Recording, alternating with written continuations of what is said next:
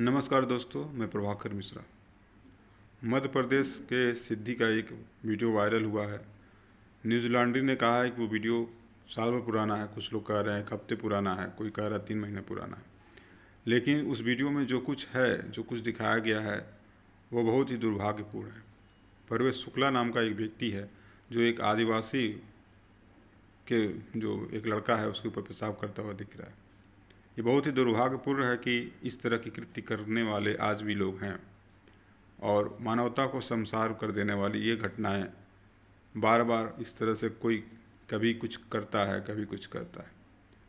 इस तरह की मानसिकता जो है इंसानियत को, मानव को, भारत को शर्मिंदा करने वाली है।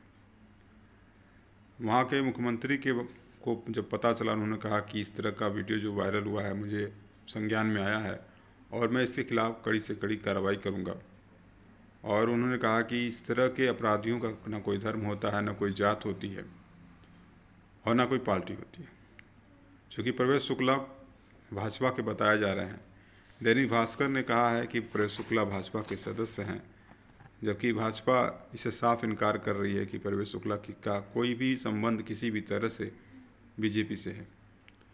बीजेपी के किसी भी कई नेताओं के साथ और फेसबुक पोस्ट पे भी बीजेपी का ही प्रवेश शुक्ला का रिकॉर्ड निकल के आ रहा है। प्रवेश शुक्ला एक जगह पोस्ट किए हैं कि वो वहाँ के जिला के उपाध्यक्ष हैं और इस तरह से कई पोस्ट हैं कई लोगों के साथ।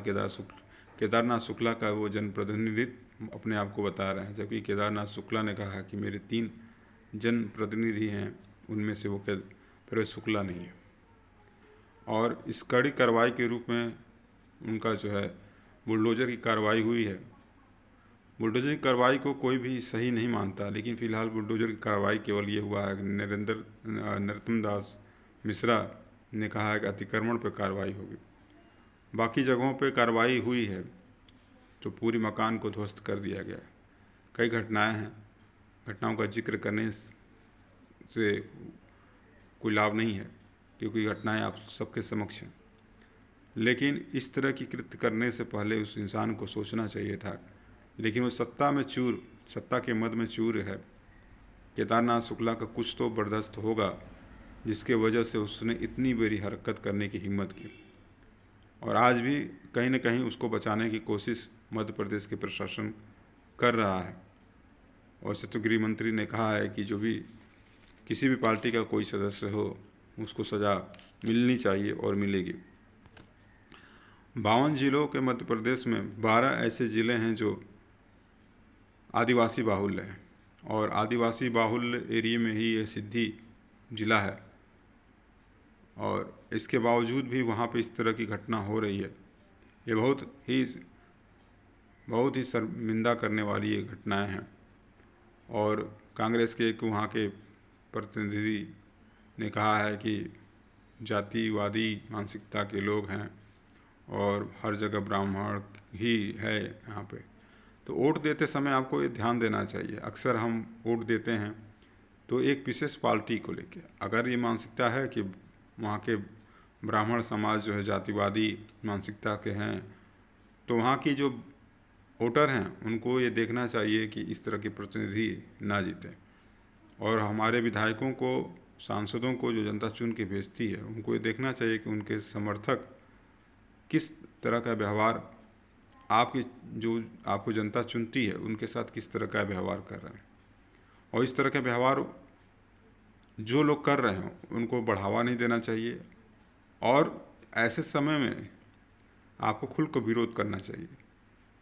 नरोत्तम दास मिश्रा जी जिस हिसाब से बात कर रहे हैं कि अतिक्रमण होगा उसको गिराया जाएगा, या ये मानने को बीजेपी तैयार नहीं है कि वहाँ के वो सदस्य हैं बीजेपी के।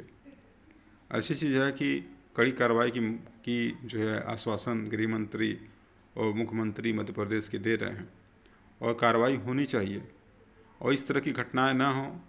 इसके लिए खास करके सभी पार्टी, बीजेपी ही नहीं, सभी पार्टियों के लोगों को ध्यान देना चाहिए कि इस तरह की घटनाएं ना हो। इसके लिए वो अपने कार्यकर्ताओं को सिर्फ प्रचार के लिए नहीं, वोट के लिए नहीं, इस तरह की घटनाएं ना करें, इसके लिए भी उनको समझाएं, उनको प्रेरित करें कि भाई आप समाज में इस तरह की कृति को ना करें, इस तरह की घटनाओं को आगे न बढ़ाएं। आप एक विधायक को चुनते हैं तो विधायक के प्रतिनिधि हों या उनके रिश्तेदार हों, चाहे उनके भाई बंधु हों, उनको इस बात का ध्यान रखना चाहिए कि एक विधायक का मतलब ये नहीं है कि वो दबंग हो गया है और वो जनता पे जुल्म करे। आज बात आदिवासी की है और आदिवासी समाज की है, और लोकतंत्र में हम जी रहे हैं, राजतंत्र में नहीं, कि जहाँ सत्ता है और सत्ता मिल गई है, राजा है या राजतंत्र है। ये लोकतंत्र है। 5 साल बाद किसी और की सरकार होती है, 5 साल के बाद कोई और विधायक होता है, कोई और मंत्री होता है, और जनता का दायित्व है कि वो ऐसे व्यक्तियों को कभी न चुन के भेजे जिनके समर्थक या जिनके लोग या जो खुद इस तरह के घटनाएं करते हैं या दबंगई दिखाते हैं। तो मध्य प्रदेश की सिद्धि से जो घटना सामने आई है वो बहुत ही दुखद है, और प्रशासन और शासन इस तरह की घटनाओं को रोकने के लिए, खास करके अपनी पार्टी का अगर कोई बंदा इन्वॉल्व है, अपने पार्टी से कोई इन्वॉल्व है, तो भविष्य में ऐसी घटनाएं ना हो, इसके लिए अपने सदस्यों को मोटिवेट करें कि आप इस तरह की घटनाएं अगर कोई कर रहा है तो भी आप सूचित करें। बहुत सी सरकार बहुत अच्छा काम करती हैं, लेकिन उनके समर्थकों की वजह से उनको जनता दोबारा नहीं चुनती है। उनके समर्थक इतना उत्पात मचा देते हैं कि जैसे लगता है कि वो खुद ही विधायक सांसद हो गए हैं और सारा शासन प्रशासन उनके हाथ में है। बहुत ही दुखद घटना है, और आप जब भी वोट दें तो इस बात का ध्यान रखें कि नेता अगर अच्छा है तो ही उसको चुनें, और अगर उसके समर्थक इस तरह की बदतमीजी करते हैं, इस तरह की घटनाओं को अंजाम देते हैं, तो नेताओं तो अगर आपकी इच्छा है वैसे नेता को चुनने की, तो उसको बताएं कि आपके समर्थक इस तरह का व्यवहार आपके विधानसभा में करते हैं, और उसके बाद भी अगर वो उस पर अंकुश नहीं लगाते हैं तो ऐसे नेताओं को कभी न चुनें। जय हिंद, जय भारत।